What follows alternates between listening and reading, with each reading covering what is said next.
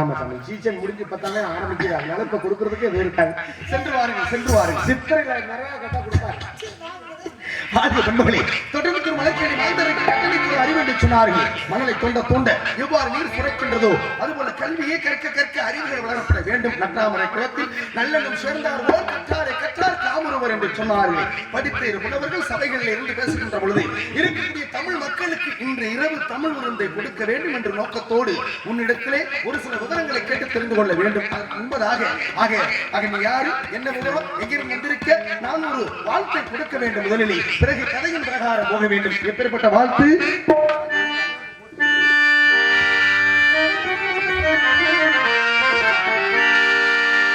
காஞ்சி பட்டுடுத்தி கஸ்தூரி பொட்டு வச்சு தேவதை போலி நடந்து வர வேண்டும்.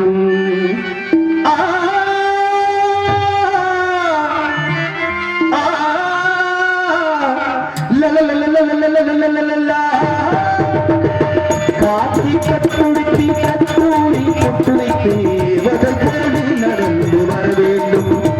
அந்த திருமகளின் உன்னழகை பெற வேண்டும், திருமகளும் உன்னழகை பெற வேண்டும். கட்டுடுத்தி கஸ்தூரி பொட்டு வைத்து தேவதை போலி நடந்து வர வேண்டும்.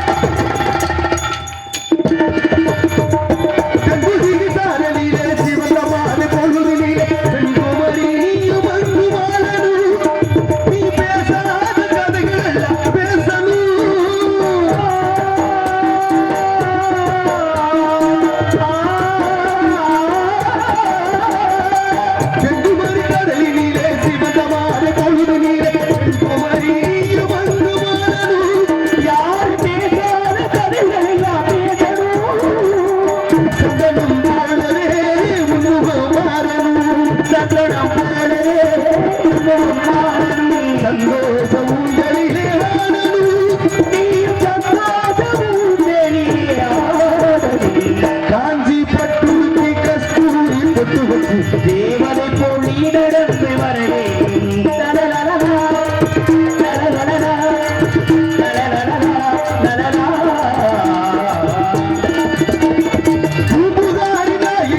புனிதம் உள்ள புலவனி அன்னையை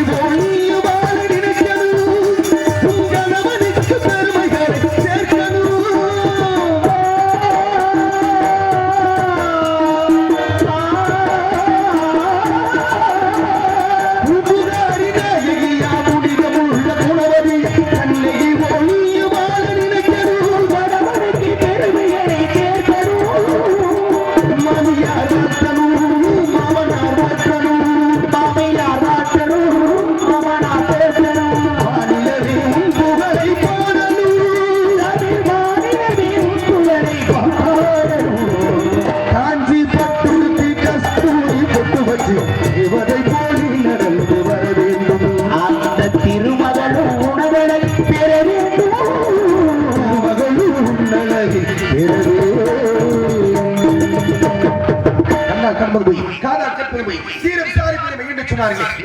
என்ன விவரம், எங்கிருந்து வந்திருக்க, தந்தை பேர் தாய் பேர் உனது பேர் என அறிந்து தெரிந்திருந்தால் உனது நாவாலை சொல்ல வேண்டும். தமிழ் சொற்கள் என் மனிதர்ந்த வெள்ளத்தை போல என் செவிகளிலே சேர வேண்டும். அம்மா தொட்டனைத்துறை மலைக்கு நிமாந்தருக்கு கட்டளைத்துறை அறிவு என்று சொன்னார்களே, உன்னிடத்திலே ஒரு சில விவரங்களை நான் கேட்க வேண்டும். கேட்டால் பதில் கிடைக்குமா? 64 கிளைகள், 12 புராணங்கள், 28 ஆகமங்களும், 32 தர்மங்களும், 96 தத்துவங்கள் மற்றும் இருந்தாங்க. தங்களுக்கு தெரியாது என்று ஒன்றுமே கிடையாது. அப்படி இருக்கும் பொழுது தாங்கள் வந்து என்னிடம் வரவிட்டு தெரிஞ்சுக்கணும் என்று சொல்வதை கேட்கும் பொழுது மிகவும் மகிழ்ச்சியாக சுவாமி கேளுங்கள். எனக்கு தெரிந்தவர் பதில் கூறுகிறேன், தெரியாதது என்று ஒன்று இருந்தார். தங்களை வந்து கேட்டு தெரிந்து கொள்கிறேன், கேளுங்கள் சுவாமி. செல்வத்தில் செல்வ சுவைச்செல்வம் மச்செல்வம் செல்வத்தில் எல்லாம் தலை என்று சொல்லுக்கு இணங்க யாரிடம் எதை கேட்டாலும் பதில் கொடுக்கக்கூடிய கற்றது கை மண்ணளவு கல்லாதது உலக அளவு என்று சொன்னார்களே, இந்த இடத்திலே படித்த பெண்மகள், பண்பாடு நிறைந்த பெண்மகள் ஆக கற்பவை நிற்கதற்கு தகம் என்று சொன்னார்களே, ஒழுக்க விழுப்பம் தருவான் ஒழுக்கம் ஒழுக்கம் உயிர்ந்து ஓம்பப்படும் என்று சொன்னார்கள். ஆக இருப்பினும் இந்த இடத்திலே எதுக்காக வந்திருக்கீங்க? என்ன வேலைக்காக வந்திருக்கீங்கன்னு கேட்கிறேன். காவலுக்கு. என்ன காவல்? யாருக்காக?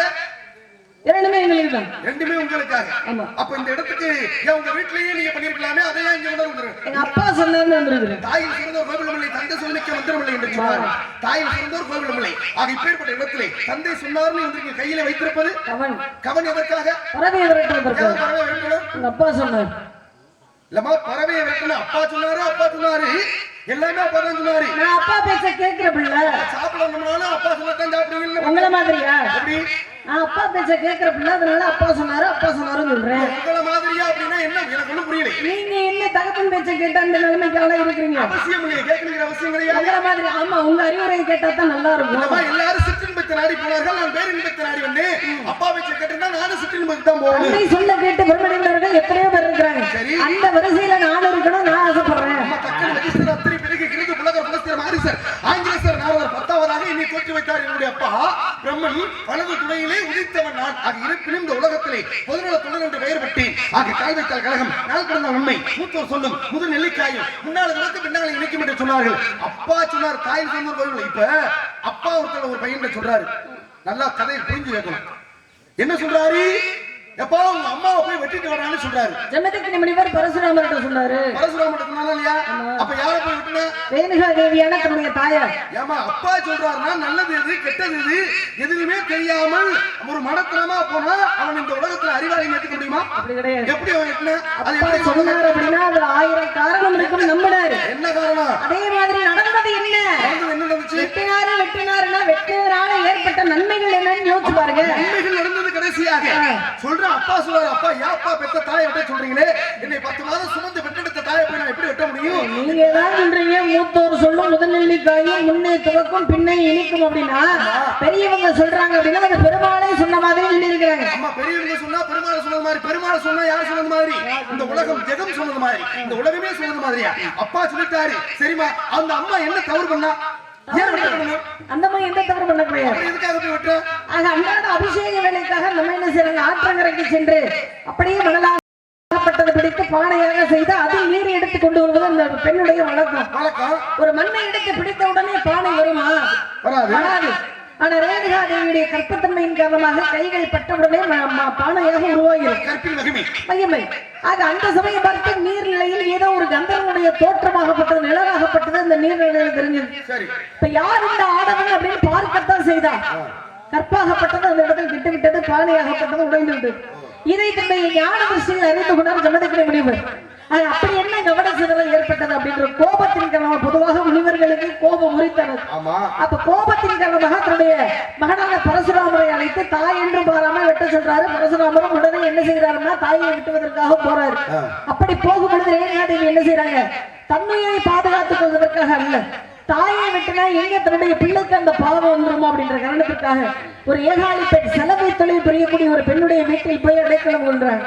அப்ப அந்த பெண் என்ன செய்யறா, பரசுராமரை சமாதானப்படுத்தலாம் அப்படின்னு வெளிவரும் பொழுது பரசுராமரின் இருந்து கோபத்தோடு போனவரை வேகமாக ஏகாலி பெண்ணை வெட்டிடுறாரு.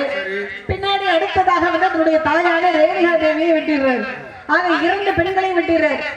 வெட்டியதற்கு பிற்பாடு தந்தையான ஜமதக்கினி முனிவரிடம் வந்து, அப்பா நீங்க சொன்னதை நான் நிறைவேற்றிட்டேன் அப்படி சொல்லும் பொழுது அந்த தந்தையாகப்பட்டவருடைய மனம் குளிர்ந்து ஒரு வரமாகப்பட்டதை கொடுக்குறேன்ப்பா, உனக்கு என்ன வர வேணும் அப்படின்னு கேட்கும் பொழுது அந்த இடத்து தாயை சிறந்தவர் கோயிலும் இல்லை அப்படின்ற வார்த்தைக்கு எடுத்துக்காட்டாக இறந்த என்னுடைய தாயாகப்பட்டவர் மீண்டும் எழுந்து உயிர்ப்பித்து வர வேண்டும் கேட்டார். அதான் ஜமதக்கினி முனிவர் என்ன செய்யறாரு, தீர்த்தத்தை கொடுத்து, அப்பா உன்னுடைய வெட்டுண்ட தலையாகப்பட்டதை ஒட்டவையே, உன்னுடைய தாயாகப்பட்டவர் உயிர்ப்பித்து எழுந்து வந்துருவான்னு சொன்ன உடனே அவர் நேராக வர்றாரு. 2 பெண்களுமே தலை வெட்டுப்பட்டு கிடக்குறாங்க. ஆனா 2 தலைகளையுமே மாறி மாறி ஒட்ட வச்சிருக்காரு. ஏகாலி பெண்ணுடைய தலையை தன்னுடைய தாயினுடைய உடம்பிலும், தன்னுடைய தாயுடைய தலையை ஏகாலி பெண்ணுடைய உடம்பிலும் மாறி மாறி ஒட்டியதன் காரணமாகத்தான் மாரியம்மன் என்று சொல்லக்கூடிய தெய்வமாகப்பட்டது மூலகத்துக்கு கிடைச்சதா இல்லையா? சொன்னமா பாருங்க, தந்தை சொல்றாரு, பெத்த தாயை போய் மகன் வெட்டாரு. வெட்டிய காரணத்தினாலே நேரா வர்றாரு. அப்பா நீங்க சொன்னதை நான் கேட்டேன், எனக்கு ஒரு வர வேண்டும் கேட்கிறாரு. என்ன வர வேண்டும் கேள்றா மகனேன்னு சொன்னாரு. என்னுடைய தாய் மீண்டும் உயிரோட வேணும்ட்டான். வெட்ட தாய் எல்லாம் உயிரோட கேட்கிறானே. அப்ப அப்ப கமலத்தில் இருக்கக்கூடிய நீரை எடுத்து தெளித்து தலையை ஒட்ட வைப்பா, ஒட்டிக்கிறோம் உன் தாய் வந்துருவான்னு சொல்றேன். வேகமா போறேன், பதற காரியம் சிதறி போச்சு. அப்பதான் என்ன செய்யறேன், அப்ப இருள் சூழ்ந்த நேரத்துல ஏகாலினுடைய முண்டத்துல தாயினுடைய தலையை ஒட்டி, தாயினுடைய முண்டத்துல ஏகாலினுடைய தலையை ஒட்டி உருவம் மாறியதாலே அவள் மாரியம்மனாக இந்த பூலோகத்தில் தெய்வம் உருவாக காரணமாக இருந்தது. நீங்க சொன்ன கதைக்கு சாராம்சம் என்ன அப்படின்னா, என்ன ஏதுன்னு கேட்காமல் வெட்டினாலும் கூட, ஆனால் இந்த பூலோகத்திலே மாரியம்மன் அப்படிங்கிற தெய்வம் எல்லாம் உருவாக காரணமே அந்த ரேணுகா தேவிதான். அப்பேற்பட்ட சிறப்பு, அப்பேற்பட்ட பெருமை. இதுலயும் ஒரு முக்கிய கூட்டம் இருக்குமா? என்ன கூட்டம் பாருங்க. இப்ப மாரியம்மன் அப்படிங்கிற ஒரு தெய்வம் இருக்கா இல்லையா? இப்ப ஏகாலி பண்ணி வெட்டப்பட்டு விட்டானா இல்லையா? மாரியம்மன் அதாவது ரேணுகா தேவி மாரியம்மன் ஆயிட்டா, ஏகாலி பெண் என்ன தெய்வமானா அப்படின்னு விட்டு நோக்கிக்கின்ற பொழுது அதுக்குள்ள ஒரு சூட்சமா இருக்கு. இப்ப கருவறைக்குள்ள இருக்கிறது, ஏ தாய வட்டாதரா பாவமுடா அப்படின்னு நல்ல மனம் கொண்ட ஏகாலி பெண்ணினுடைய உடலும் ரேணுகாவினுடைய தலையும் உள்ளே கந்தர்வனை பார்த்து உள்ளம் கெட்டுவிட்டது, கெட்டு போனது, வெளியில தீபத்தை ஏற்றினுடைய இருக்குமா இல்லையா? அப்ப பாருங்க, ரேணுகாவினுடைய உடலும் ஏகாலினுடைய தலையும் வெளியிலே, ரேணுகாவினுடைய தலையும் ஏகாலி உடலும் உள்ளே கருவறைக்குள்ளே. அப்ப பாருங்க, இருவருக்கும் மகிமை கொடுத்து அங்கு சிறப்பித்தார்கள். இருந்தாலும் அங்கு கும்பிடக்கூடிய குடக்கடவுள் இவ்வளவு ராமாயணத்தில் எடுத்துக்கங்களேன். தசரராகப்பட்டவருடைய மகனான ஸ்ரீ ராமச்சந்திரமூர்த்தியிடம் என்ன சொல்றாரு, கைகையை கேட்டுக் கொண்டதற்கு 14 ஆண்டுகள் வனவாசம் போகணும் சொல்றாரு. மறுநாள் காலையில அரச பதவி பட்டாபிஷேகம் சூட்ட இருக்கக்கூடிய அந்த ராமனை தசரதனுடைய மகன் என்று பாராம 14 ஆண்டுகால வனவாசம் போகணும் சொன்ன உடனே ராமன் கேட்டு போனாரோ இல்லையா? அதனால அவருக்கு ஒரு பெருமை கிடைச்சிச்சா இல்லையா? இவ்வளவு மகாபாரதத்துல பாண்டு மன்னன் இறக்கக்கூடிய சமயத்துல தன்னுடைய பிள்ளைகளை அழைத்து தான் இறந்ததற்கு பிற்பாடு உடலை எரிச்சிட வேணாம்பா, ஆளுக்கு ஒரு பாகமாக எடுத்து உட்கொள்ளுங்க, அதன் மூலமாக எதிர்காலத்தை அறியக்கூடிய தன்மை கிடைக்கும் சொன்னாரு. எந்த பிள்ளையும் கேட்கல. கடைசி பிள்ளையான சகாதேவன் மட்டும் யோசிச்சு அப்பா சொன்னாருன்னா 1000 காரணம் இருக்குன்னு கட்டை விரலாகப்பட்டதை மட்டும் எடுத்து உட்கொண்டா. அதன் காரணமாக சாஸ்திரத்தில் சிறந்த சகாதேவன் என்றளவு சொல்லிட்டு இருக்கிறோம். மண்ணாலை வந்தது மகாபாரதம், ராமாயணம். ராமகாவியத்தை எழுதியவர் யாரு? எந்த மொழியில? வடமொழியில் எழுதியது யாரு? வடமொழியில் நீங்கள் சொல்ல வால்மீகி முனிவராகப்பட்டவர். தமிழாக்கம் செய்தது யாரு? தமிழாக்கம் ஒட்டக்கூத்தர் ஆரம்பிச்சாரு, கம்பர் முடித்தாரு. கம்பனாகப்பட்டவன் எந்த ஊரிலே இந்த ராமாயணத்தை அரங்கேற்றம் செய்தான் தெரியுமா? ஸ்ரீரங்கத்தில். பாருங்க, திருவரங்கம் என்று சொல்லக்கூடிய ஸ்ரீரங்கத்தில் அரங்கேற்றம் செய்தான். அப்பேற்பட்ட பெருமை. மகாபாரதத்தை எழுதியது யாரு? எந்த மொழியில? வடமொழியிலே. வடமொழி. வேத வியாசர் சொல்ல விநாயக பெருமான் எழுதினார். வேத வியாசர் சொல்ல விநாயக பெருமான். விநாயக பெருமான் எதை கொண்டு எழுதினாரு? மேருமலையில் அமர்ந்து எழுத்தாணி கொண்டுதான் எழுதினார். இந்த எழுத்தாணியை முறித்து விட்டு தன்னுடைய தந்தமாகப்பட்டதை ஒடித்து எழுதினார். தந்தத்தை ஒடித்து எழுதுகின்றார். அப்ப விநாயகருக்கு 2 தந்தம். 2 தந்தமா இல்லையா? வலது தந்தத்தை ஒடிச்சாரா, இடது தந்தத்தை ஒடிச்சாரா? வலது தந்தத்தை ஒடித்து தான் எழுதினார். எடுத்து மகாபாரதத்தை எழுதினார். தமிழாக்கம் செய்தவர் யார்? மகாபாரதத்தை தமிழாக்கம் நிறைய பேர் பண்ணியிருக்காங்க. பொதுவாக நான் பேசக்கூடிய மகாபாரதம் ஸ்ரீ வில்லிபுத்தூரார் மொழிபெயர்த்த மகாபாரதம். ஸ்ரீ வில்லிபுத்தூரார் இயற்றியது. அப்ப வில்லிபுத்தூரார் இயற்றியதாலே வில்லி பாரதம் என்று சொல்லக்கூடிய நிலை உருவாகியது. இன்றைக்கும் பாருங்க, இந்த மகாபாரதத்துல பஞ்ச மண்டவர்கள் யாராமா? பஞ்சபாண்டவர்கள் தர்மன், பீமன், அர்ஜுனன், நகுலன், சகாதேவன். அப்ப இவர்கள் 5 பேருக்கும் தாயார் யாரு? குந்தி தேவி. தகப்பனார் யாரு? 5 பேருக்கும் தாயாரா அப்படின்னு பார்த்தா கிடையாது. தர்மன், பீமன், அர்ஜுனனுக்கு மட்டும் தாய் குந்தி.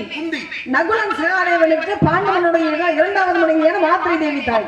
அதாவது பாண்டவனுக்கு 2 காரர்கள், 2 மனைவிகள். ஒருத்தி பேரு குந்தி, இன்னொருத்தி பேரு மாத்ரி தேவி. கௌரவர்களுக்கு தகப்பனார் யாரு? திருதராஷ்டிரன். பிறவி கூடன். அப்ப பாருங்க, பிறவியிலே கூடனாக இருந்தவன். அப்ப இந்த பிறவி கூடனை மணமுடிக்க வேண்டும் என்பதற்காக தன் கணவனுக்கு தெரியாத இந்த உலகம் தனக்கும் தெரியக்கூடாது காந்தாரியாகப்பட்டவன். காந்தாரியாக என்ன செஞ்சுக்கிட்டா? தன்னுடைய கண்ணை கட்டி கொண்டு வாழ்ந்தான். பாருங்க, தன் கணவனுக்கு தெரியாத இந்த உலகம் தனக்கும் தெரிய வேண்டாம் என்று அப்ப கட்டி கொண்டான். ஆனால் கௌரவர்கள் எத்தனை பேர் மொத்தம்? 100 பேர். பெண்ணுடன் சேர்த்து 101 பேர். இப்ப மகாபாரதத்திலே பருவங்கள் எத்தனை? 18 பருவம். எத்தனை நாள் யுத்தம் நடந்தது?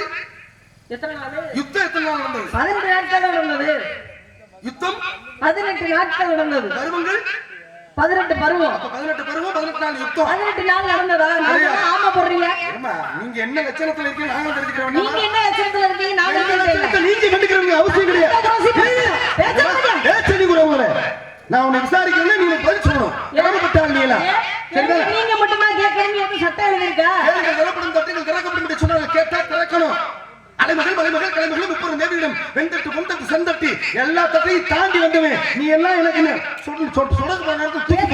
கொடுக்கலாம். ஆனா கேட்கறத பொறுத்து தான் கிடைக்கும் அப்படின்றது நிறைய பேருக்கு தெரியறது கிடையாது. ஒரு விஷயம், தங்கத்தை உரசி பார்க்கணும், தரத்தை பேசி பார்க்கணும் இருக்கிறேன். நீங்க பேசுறதுலயே தெரியுது உங்களுடைய தரம் என்னன்னு. அதாவது தங்கத்தை உரசி பார்க்கணும், தமிழை பேசி பார்க்கணும்னு சொல்லிட்டீங்க. அதே மாதிரி ஒரு தமிழை பேச வேண்டும் என்று சொன்னால் 20 வேண்டும் சொன்ன வாதி பிரதிவாதி கேட்கக்கூடிய கேள்வி, ஒருத்த கேள்வி கேட்டா ஒருத்த பதில் சொல்லணும். நானும் கேள்வி கேட்பேன். நான் கேள்வி கேள்வி அப்புறம் சத்தமா இருமா. கேட்கத்தான் 18 நாள் அப்படின்னா நீங்க என்ன சொல்லணும்? எல்லாம் தெரிஞ்சவர் நீங்க. சரி. எல்லா யுகங்களையும் வரக்கூடியவர் நீங்க. ஆமா. உங்களுக்கு எல்லாம் தெரியும்ல? எல்லாம் தெரியும். அப்ப விவரமா பேசணும்ல? ஒரே ஒரு எதை சொன்னாலும் ஆமா போடுறதுக்கு அவங்கள காரைக்குடியில இருந்து நீங்க வாமா கூட்டு வந்தாங்க. நீங்க மட்டும் ஓமா போடுறதுக்கு உங்களை மதுரையில இருந்து கூட்டி வந்தாங்க. 4500 ஓவா வேற. இதுல உங்களுக்கு 6000 ஓவா வேற. இல்ல தானே கேக்குறேன். நீ எனக்கு என்ன சத்தம் போடுறியா? சவடால் பரவாயில்லையா? வந்ததுல இருந்து ஒரு கேள்வியா கேட்பாரா? நாங்க பதில சொல்லிக்கிட்டே இருக்கிறோமா? இருமா. மகாபாரத பருவம் 18 யுத்தம் நடந்த நாள். நான் 18 நாள் முன்ன இல்ல. ஆமா. அது எப்படி நீங்க ஒத்துக்கலாம்? 18 நாள் நடந்தது இல்ல சொல்லுங்க. கிடையாது. 18 நாள் எல்லாரும் சொல்வது வழக்கம். ஆனால் 18 நாள் மகாபாரத யுத்தம் எத்தனை நாள் நடந்தது? பாண்டவர்களுக்கும் கௌரவர்களுக்கும் நடந்தது 18 நாள் அல்ல, 16 நாள்ல குறிக்கக்கூடியது.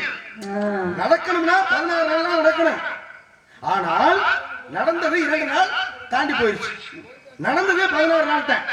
ஆனா 18 நாள் ஓய்வு பெற்ற நாளையும் சேர்த்துட்டாங்க. 2 நாள் போருக்கான வியூகம் அமைக்கப்பட்டதா சொல்லுவாங்க. ஆனா 2 நாள் போர் நடக்கல. அதான் உண்மை. 2 நாள் போர் நடக்கவில்லை. நடக்கல. என்ன காரணம், ஏன் காரணம்ங்கிற விவரமும் நான் அற்புதமா விளக்கத்தை கொடுக்க முடியும். எப்ப சொல்லுவீங்க? நீ என்ன இப்ப கேள்வி கேட்கிறீங்க? சொல்லுவீங்களா? இல்லம்மா, நீ இப்ப கேள்வி கேட்கலையே. கேள்விதான் கேட்கிறேன். எத்தனை நாள் நடந்தது? கேள்வியை கேட்பதெல்லாம் பகுத்தறிவு பிறப்பதற்கு. அருளறிவு, அருளறிவு, மருளறிவு, மருளறிவு, நுண்ணறிவு, பகுத்தறிவு, சிற்றறிவு. ஒரு மனிதனுக்கு 6 அறிவு செயல்படுதான்னு உலக நான் சோதிக்கணுமா இல்லையா? நீ 18 நாள் எங்களை காட்டிலும் ஒரு அறிவு உங்களுக்கு கூட இருக்குல்ல. 7ஆம் அறிவு எனக்கு உண்டு. 7ஆம் அறிவு உங்களை போன்ற ஞானிகளுக்கு இருக்கு. அது இருக்கா இல்லையா? நான் சோதிக்கணுமா இல்லையா? 6 அறிவு உங்களை போன்ற மனிதர்களுக்கு, 7 அறிவு எனக்கு, 8ஆம் அறிவு தெய்வத்துக்கு. இந்த உலகத்துல 8 அறிவுக்கு மேல எதுவுமே கிடையாது. இந்த சேட்டை செல்வாக்கு இந்த விஷயம்லாம் ஏன் நீங்க வச்சுக்க கூடாது. இந்த உருட்டு மிரட்டுறது இதெல்லாம் நீங்க ஏன் வச்சுக்க கூடாது. கேட்டா நீ கேக்குற கேள்விக்கு நான் பதில் சொல்றேன். நாரதர் வேஷம் போட்டு வந்துட்டாரு, என்னென்ன கேள்வி கேட்க போறாரோ அப்படின்னு பயந்துட்டு நிப்பாங்க பாத்தீங்களா?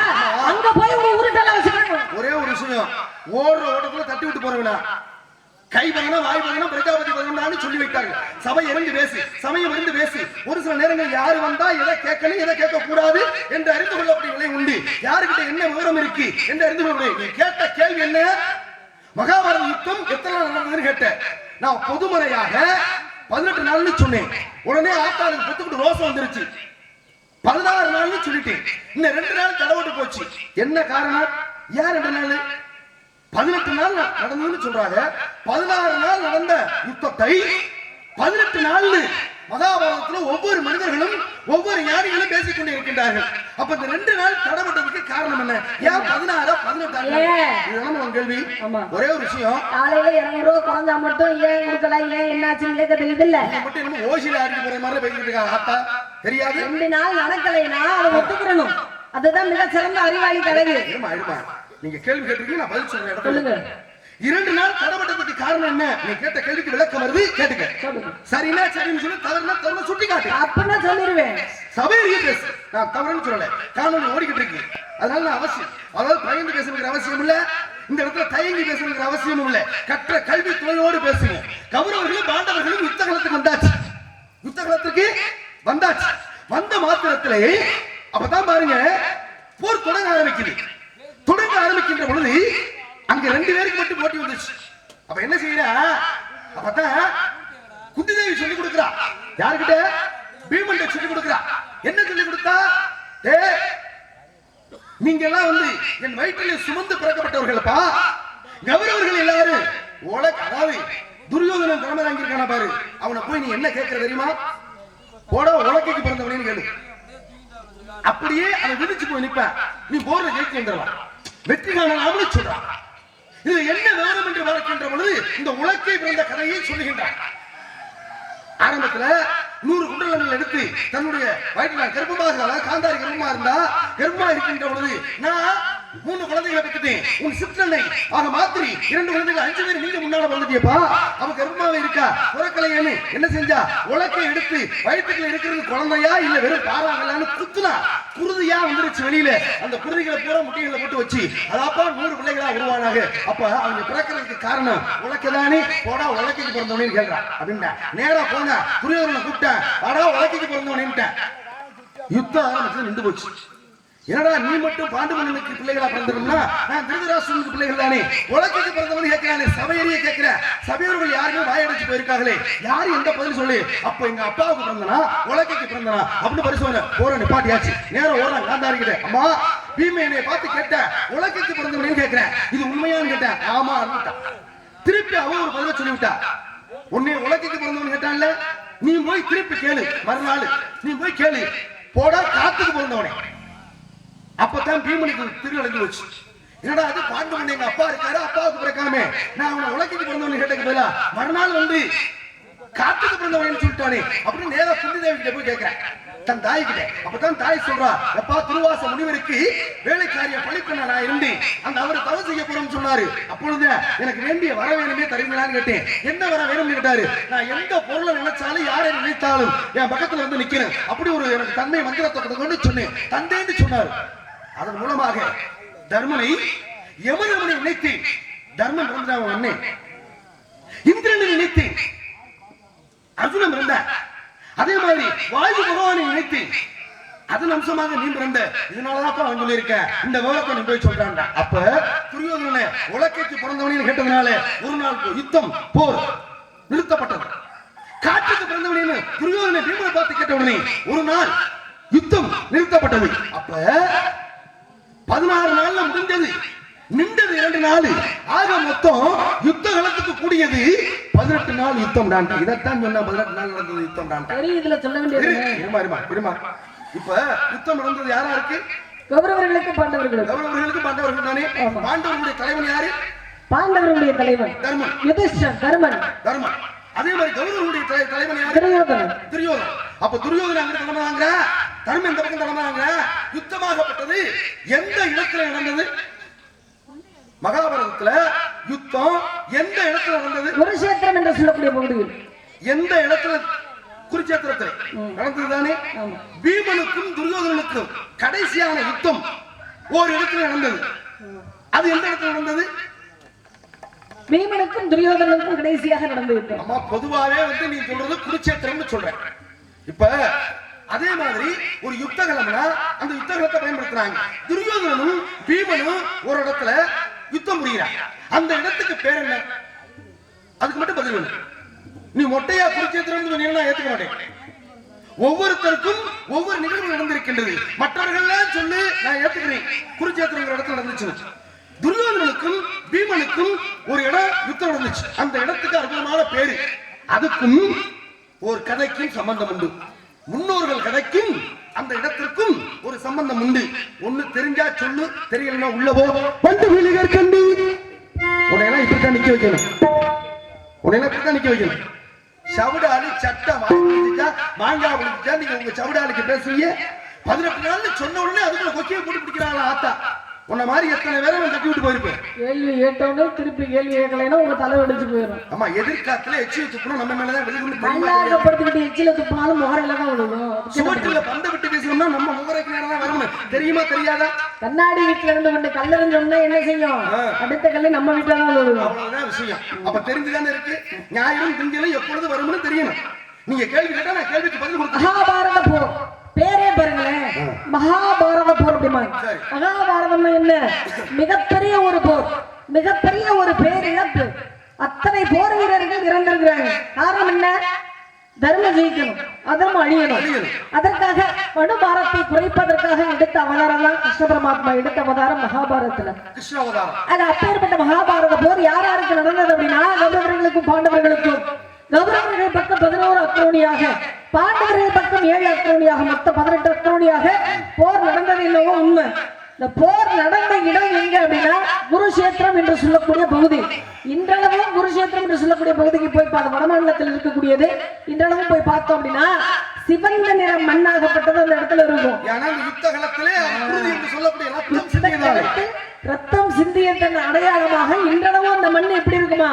சிவந்த நிறத்தோடு இருக்குமா? அப்ப எத்தனை உயிர்கள் போயிருக்கு, எத்தனை வருட காலமாயும் இன்னும் அப்படி இருக்கு அப்படின்றதுக்கான ஒரு சான்றுதான் வேண்டாம். அது குருஷேத்திரம் என்று சொல்லக்கூடிய பகுதியில தான் யுத்தம் நடந்தது அப்படின்றது பொதுவாக சொல்லக்கூடிய ஒரு கருத்து. கடைசியாக இருவருக்கு யுத்தம் நடந்தது. யாராருக்கு? அப்படின்னா 2 பேருமே 16,000 யானை பலம் கொண்டவர்கள். பீமன் எப்பேற்பட்ட பலம் கொண்டவனோ அதற்கு இணையான பலம் கொண்டவன் துரியோதனன். ஆமா. ஆனா இந்த யுத்தமாகப்பட்டது மிகப்பெரிய ஒரு கதைக்கு அடிப்படையாக கொண்டது. அவன் இறந்தது துரியோதனன் எப்படி இருந்தா அப்படின்ற ஒரு விஷயம், அதுவே பெரிய கதையா போகும். ஆனா இந்த யுத்தம் எங்க நடந்தது, அதற்கு பேர் என்ன? குருஷேத்திரத்துல தான் நடந்தது. ஆனா அதற்கு பேர் என்னன்னு கேக்குறீங்க. ஒரு உதாரணம் தரேன் உங்களுக்கு. இப்ப ஊர் வந்து ஏனாதியா, ஏனாதியில நாடகம் நடக்குது. சான்று வெளியில எப்படி சொல்லிக்குவாங்க, அப்ப ஏனாதியில நாடகம் நடக்குது. ஏனாதியில எந்த இடத்துல நாடகம் நடக்குது அதுதான் முக்கியம். ஏனாதியில நாடகம் நடக்குது பொதுமறையான பதில். ஏனாதியில எந்த இடத்துல இருக்குல்ல, ஏனாதியில பேருந்து நிலையத்துக்கிட்டயா, இல்ல தண்ணீர் கூடத்துக்கிட்டயா, இல்லை கோவிலுக்கு பின்னாலையா, கோவிலுக்கு முன்னாலையா, இல்ல பொதுவழி சாலையிலையா, இல்ல சிமெண்ட் சாலையிலையா, மண் சாலையில அடையாளம் இருக்கா இல்லையா? நான் அதைத்தான் கேட்கிறேன். குருச்சேத்திரம்ன்றது மொத்தமான பதில். நான் இல்லைன்னு மறுக்கல. துரியோதனனுக்கும் பீமனுக்கும் குருச்சேத்திரம்ங்கிற இடத்தை விட்டு வேற ஒரு இடத்துல நடந்தது. அப்ப அந்த இடத்துக்கு பேர் என்ன அப்படின்னா கேட்கிறேன். வீட்டில் இருந்தா அதற்கு பேர் என்ன சொல்லுவோம்? சமையல் அறை அப்படிம்போம். ஆமா, வீட்டுல இருந்தா சமையல் அறை. கோயில்ல இருந்தா அதற்கு பேர் மடப்பள்ளி மடப்பள்ளின்னு பேரு. இந்த மாதிரி ஒவ்வொரு அறைக்கும் ஒவ்வொரு பேராகப்பட்டது இருக்கும். அந்த மாதிரி இன்னொரு விஷயம் இருக்குமா, வீட்டுல சமைச்சோம்னா அதுக்கு பேரு சமையல் அறை, கோவில்ல இருந்தா அதுக்கு பேரு மடப்பள்ளின்னு உண்டு. அதே மாதிரி வீட்டுல ஆக்கணும்னா பொங்கச்சோறு, கோவில்ல கொடுத்தா பிரசாதம். அப்ப அடுப்புல அதாவது அங்க எரிச்சோம்னா அதுக்கு பேரு சாம்பல், அதே கோவிலுக்கு கொடுத்தோம்னா அங்க திருநீர்னு சொல்றாங்க. வீட்டுல குடிச்சோம்னா தண்ணீர், அதே தண்ணீரை கோவிலுக்குள்ள குடிச்சோம்னா தீர்த்தம். வீட்டுல குடிச்சோம்னா விளக்கமாறு, அதே கோவிலுக்குள்ள போனா திருவள்ளக்கைன்னு பேரு. இடம் மாறுகின்ற பொழுது பெயர் மாறுதா இல்லையா? அதே மாதிரி குருச்சேத்திரங்கிற இடத்துலதான் நடந்தது. ஆனால் பீமனுக்கும் துரியோதனனுக்கும் நடந்த இடம் எதுன்னு நீ சொல்லணும். நீ சொன்னீங்கன்னா நான் ஏத்துக்கிறேன். சொல்லல அப்படின்னா நம்ம ரெண்டு பேரோட நாடகம் முடிஞ்சு போயிடும். நீ இவ்வளவு துள்ளல் போட்டியல்ல, நீ இவ்வளவு ஆட்டம் ஆடணும் இல்ல, உன் ஆட்டத்தை அடக்கிறதுக்காக வந்தவன்னு வச்சுக்க. ஆட்டத்தை அடக்கிறதுக்கு இன்னொருத்தர் பிறந்து வந்தவங்க இந்த சேட்டையில இந்த இருமை கேள்வி கேட்டீங்க, பதில சொல்ல விடுங்க. இந்த கூட்டத்துல எல்லாரும் நினைச்சு ஏன் பயப்படுறீங்க? பதில சொல்லிட்டு திரும்ப கேள்வி கேட்பேன்னு பயப்படுறீங்களா? நீ கேளு. நீங்க ரெண்டு பேரும் சேர்ந்து இப்படி வச்சுடுவோம்.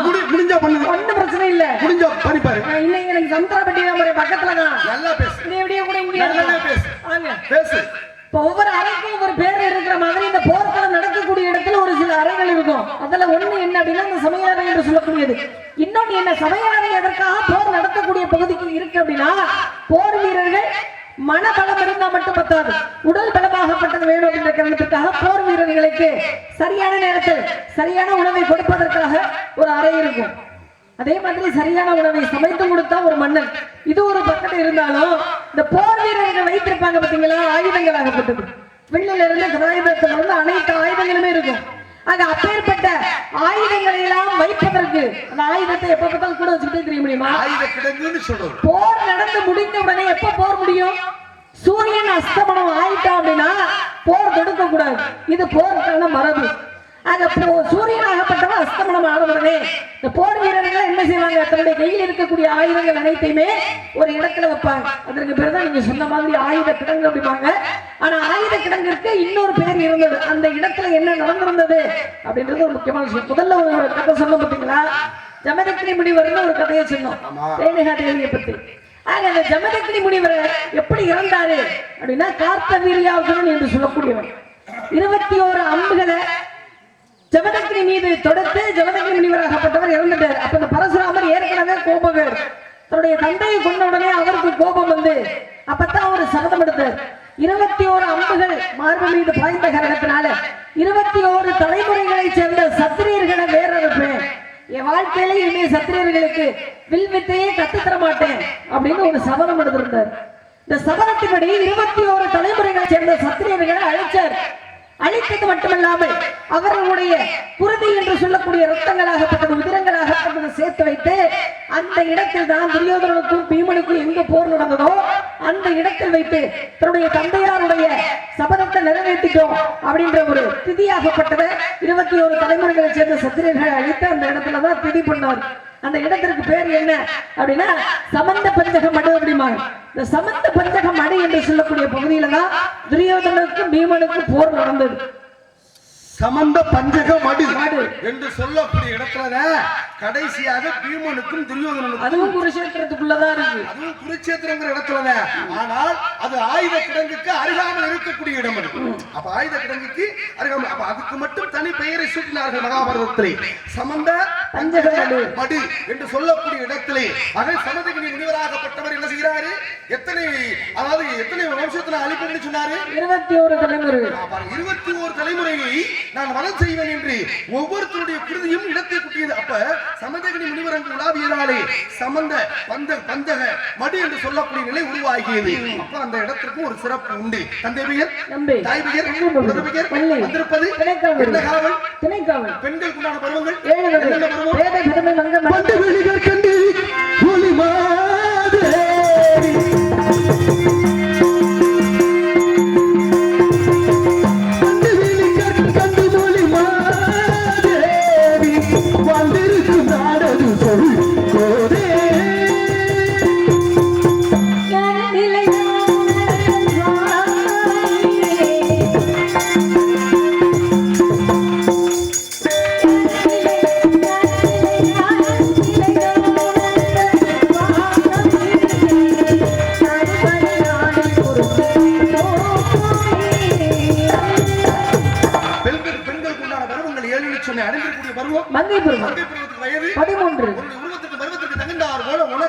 மாப்பிள்ளை பார்த்து வந்திருக்கமா?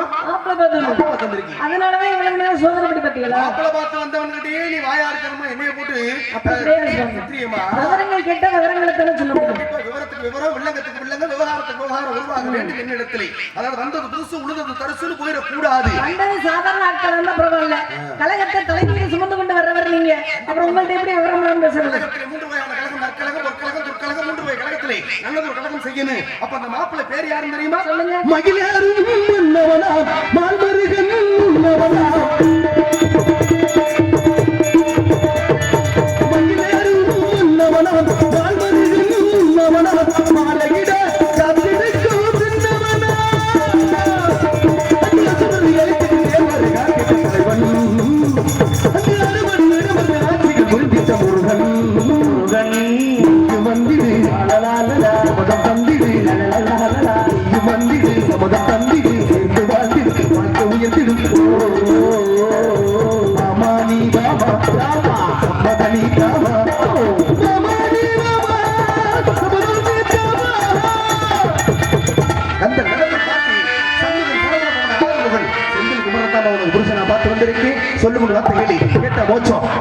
வாழ்க்கை வீச்சமா போயிரும். பெருமாள் சொன்னது மாதிரி இருந்தாலும் கூட நினைக்கிறேன். சொல்லும் வார்த்தை எப்படி தெரியுமா? அல்லுபகலும்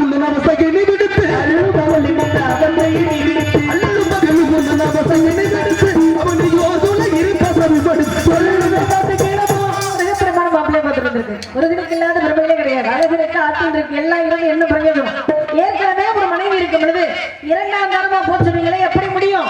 2ஆம் தரம் நினைக்காத உனக்கு நான் முதல் தரம் வாங்கி தர்றேன். நீங்க பிள்ளையை கிள்ளி விட வேணாம், தொட்டிலையும் ஆட்டி விட வேணான்ற. பிள்ளையை கிள்வதில் ஒரு சுகம், தொட்டிலை ஆட்டுவதில் ஒரு சுகம். ஆடுகின்றான் இந்த உலகத்தில் ஆட்டி வைப்பது ஒருவன், ஆட நினைப்பது ஒருவன் சொன்னார்கள். ஆக மனிதன் மீது மண்ணு காசு, மண்ணு இதெல்லாம் ஒரு இயல்பு. இதை ஏன் வருத்தப்படுறேன்னு வணங்கக்கூடிய கடவுளை கணவனாக நினைக்க சொன்னீங்களே, எப்படி நினைக்க முடியும்? கணவனே கண்கண்ட தெய்வம், கணவனே கண்கண்ட தெய்வம் நினைக்கலாம். தெய்வத்தை எப்படி கணவனாக நினைக்க முடியும்? கண்கண்ட தெய்வம்ங்கிறது பழமொழி, தெய்வத்தை கணவனாய்க்கு புதுமொழி. இப்ப நான் கேட்கிறேன், முருகனுக்கும் தெய்வ யானைக்கும் திருமணம் நடத்தி வச்சது யாரு? உங்களுக்கு அந்த திருமணம் நடத்தி வச்சுட்டு என்னைய திருமணம் நடத்தி வைக்கணும்ன்றீங்க? இச்சா சக்தி, கிரியா சக்தி 2 சக்திகள் உண்டு. இச்சா சக்தி என்பது உனக்கு, கிரியா சக்தி என்பது கிரி என்றால் மலை, மலைக்கு உணர்வு கிடையாது, ஈர்க்கக்கூடிய தன்மை உனக்குண்டு. முருகன் பக்கத்துல வந்தாலே இருவருக்கும் சரியான ஜோடி பொருத்தமா இருக்குமே. சொல்லுங்க, எனக்கு அந்த முருகன் பிரமாணம் பிடிக்கல. வேணான்னு சொல்லாதமா, எந்த வகையிலும் வேணாம்னு சொல்லாத, வேணும்னு சொல்லு. வேணும்னு சொன்னீங்கன்னா இந்த உலகத்துக்கு பெருமை கிடைக்கும். இந்த உலக மக்கள் எல்லாம் உன்னை வணங்கணும். நீங்க பேசுறத பார்க்கும்போது என் மேல உங்களுக்கு அம்புட்டு அக்கறை இருக்குன்னு தெரியும். ஏன்னா பெத்த புள்ள மாதிரி இருக்கு. ஆடு நனையுது ஓனாய் வரத பிடிச்சான். பெத்த புள்ளையா இப்படி ஒரு தகப்பன் இருந்தா அம்முகளுக்கு இப்படி என்னைக்க பண்றது? குட்டி குட்டி குட்டி ஒருத்தருக்கு முடியும்.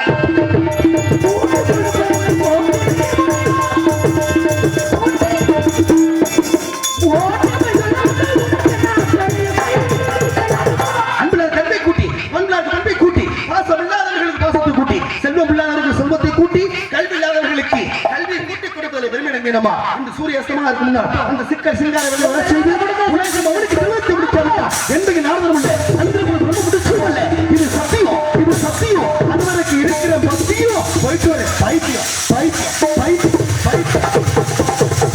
அப்படியே நாரதரை கூட்டிட்டு சொன்னா சண்டியரை விட்டு வந்துருங்க. அம்மா வள்ளியம்மா என்னங்க உங்களுக்கு உண்மையிலே பிடிக்கலையா? பேயா பைத்தியமா?